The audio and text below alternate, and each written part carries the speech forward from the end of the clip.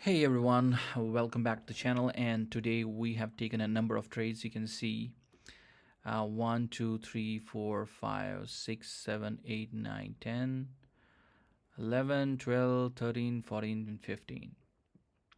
And in there were, I think, a lot of them were scalps on support and resistance, but some of them were good trading setups, and some of them played really quickly. Some of them took a lot of time and didn't play out the way I wanted them. So I'm gonna go over all of them so that we have the history, and we also, stay accountable, and we have I can share with you my journey. So the overall profit and loss is around $700 and 714. So I'm going ahead, and today we took around 15 trades, and a lot of them were scalps. And why I took them and what was the reason, so I'm gonna show it to you here. The first one was Nasdaq, and you can see there was a $51 loss, a $5 loss, a $6 loss. Probably these are the commissions. And this one was also a loss. So $158 loss and a $50 loss is $200 loss. And then we have this 490, which is not in a bracket, which means it was a profitable trade.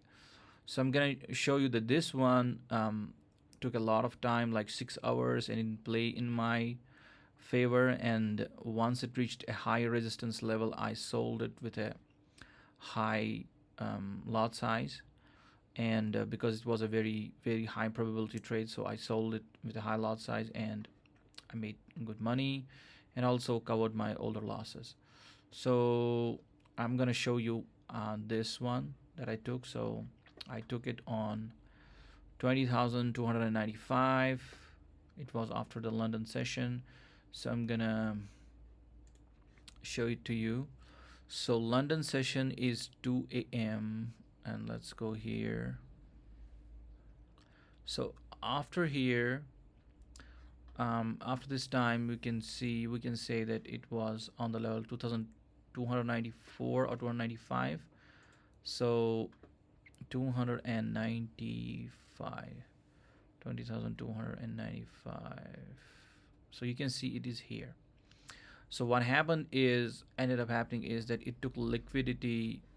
um, um, I saw the price reaching up here, then coming down back, and then it took some liquidity from this area, and I expected it to kind of follow through and you know and go more down to the levels, to this equal lows, and take liquidity from there. But as all not always can your analysis be correct. So I was corrected by the market. So what ended up happening is that market stalled, and I did come in some profit around 50 or $60, or maybe around $100, or yeah, more than $100. I would have been in profit because I had left the screen, and I was waiting for either my stop loss or take profit to be hit. But then after that, it just continued to stall here. And because I was so much focused on the sell side, I didn't realize that this is an a daily level where it can bounce back, and that's what ended up happening. That on this daily level, it came back up and took liquidity from this area, and then went back down. But I was in loss around $200. So what I did is, once it came closer to this area, I sold it. And I was thinking that maybe it will come very close and then drop, and maybe it will not touch it. So I sold it a little bit earlier here. So you can see I sold it around where I made $490. So I sold at 20,371. So you can see 20,371. So very near to the top, I sold it, and that was the trade idea. I sold it, and it ended up coming in my favor. And once it dropped, because I was in a high lot side, I closed it with some good profit, a quick scalp, and also I closed my other losing trades. So basically that was why I sold it from here, because it was a high resistance area. And after that I started focusing on other um, pairs as well. So you can see that after this I took this one, which is a profitable trade. uh, it was on Russell futures, so M2KZ4, M2KZ4. So let's open it. Yeah, it was here, and this was a very, very good trade, guys. This is what ended up happening. Once it came here, it took out the liquidity from this area, right? It came here, it took liquidity from this area, and then came back, making this a breaker block right here. So I was expecting that price will come back and then it will come down at least to this FVG area.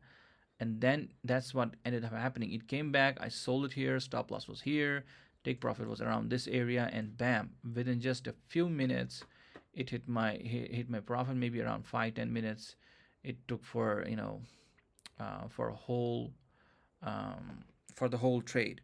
So let's see what the next trade was. So MK 7 lots, and I made around $290, and the trade took around 13 minutes 42 seconds, which is around 15 minutes. So yeah, it was a good trade. And then I took MCLX4, which is oil, and I made around $60, and I took the trade around 67.83. So oil trade, let me show it to you what ended up happening on the oil trade. I closed it before hitting the target because I knew it was not having the displacement. It was not showing me the displacement that it should have shown. So oil, okay, let me open this up.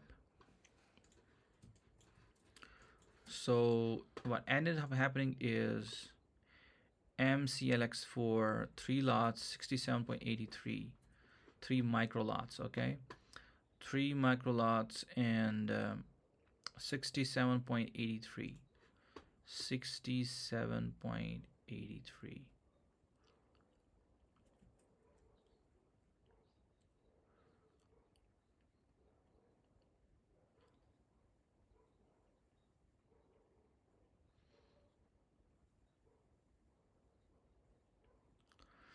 Okay, so what ended up happening is that price came down again, a really good unicorn. um, it took this low, okay, hunted the stops here, took this low, and then came back, made an FVG here, and we had the breaker block. This was our breaker block, this whole area.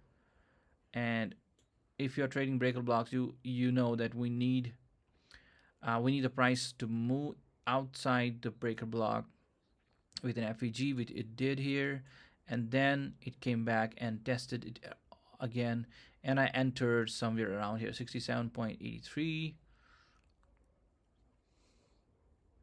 So here, and I did ride it around this top and then closed it. Either it hit take profit, or I think I closed it because it was stalling a little bit, and um, I thought let's close it. I think this was the leg that I took this trade on, and once I saw the displacement was not that great, because you can see the big candle over here, but the following candles were not that good. So the displacement was not that good, so it created a little bit of doubt in my mind as to how the price would move. And the price did move, but it first came back into this FVG, and then it moved much up, but I did not wait for that, and I closed the trade around here. So 67.83, and I closed it around 68.03, around $60 profit. $2 would have been the commission. I think, or this was another trade basically. So this was basically another trade. I'm sorry about telling this was a commission. This is not a commission, but these are all the trades. So commissions are calculated separately, and they are not included in this report. So you can see that this one, um, Dow Jones, this was Dow Jones. I took this trade, MYMZ4. So I'm gonna open it. You can see mini Dow Jones, but you know what ended up happening, I did not go ahead with the trade. Why? I'm gonna show it to you. It was very interesting to me. I took the trade from 1 minute time frame. So let's go on a 1 minute time frame, and you can see it was so bullish from a lot of time, and it was a sell opportunity around, I think, this area. Let me see the price that I entered on. 42869. 42869. So around maybe this area or somewhere I entered, and price came back up, and it was showing very small displacement, small candles, and I tried to go on to 1 hour and the daily chart, and it was really really bullish, bullish quite a much. So I thought, let's manage this trade out and close it in a little bit of profit, and that's what ended up happening. I closed this trade in um, MYMZ4. This was for around $2, and I think the commissions would have just eaten this profit away. So I think it was a loss basically. So if $4 or $5 commission was there, then of course this would have ended up in a loss. And the next trade was again on Nasdaq. It was a scalp for $31, and then it was again Nasdaq. The trades, both of these trades, remained for 2 to 3 minutes, and it was also hold on. So MNQZ for $31. It's a loss. This one, and again this one was also a loss. So both of these trades were a loss. They hit stop loss, and I lost both the trades. And then I entered another trade with 10 losses once it reached a support level 2239.50. So I first tried to buy it at 2235. So it didn't work out basically, and it was a short scalp from a support area. It failed and took out, and then this $40 I made on Nasdaq, and the entry price was 2237, and 2239.50 was the exit. So it was basically a short, very short scalp. And then there was this $2 trade on gold. Yeah, this is gold, MGCZ4. Let me first check it. MGCZ4. That's right. So gold futures, yeah, I traded it somewhere around here on the 5-minute chart or the 1-minute chart. Yeah. So what ended up happening is that it sold off because I bought it on this support level. It ended up closing my trade in around 1 second. It was a very very quick loss. So you can see 1 second and $30 loss, and then I entered again 1 minute 25 seconds, and I made $60, which was basically around here where I made profit, because it was very close to the FVG from the higher time frame. And then I enter here and close because the market is now will be very slow. So I closed it quickly, making around $60. And then again, a really good opportunity came up just before maybe 30 minutes or an hour, and I bought Nasdaq on 2243. So let me show you. This one is a good one.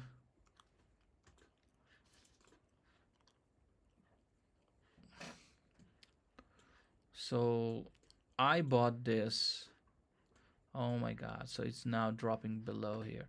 So I bought this on 2243.50, 2243.50, 2243.50, around here. So what was the basis of my trade? So let me show it to you.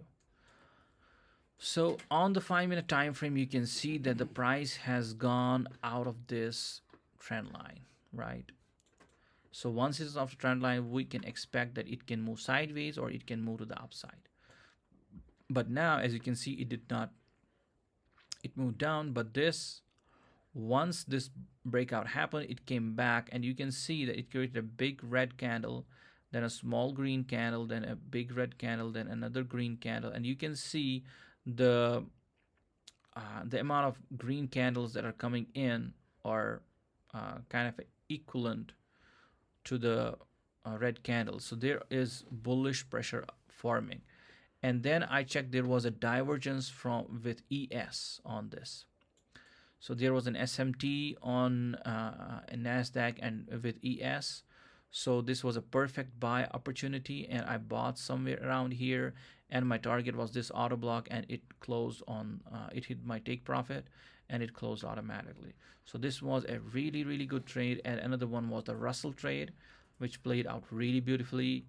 Others were just scalps and on support and resistance. So that's basically about it for all the trades.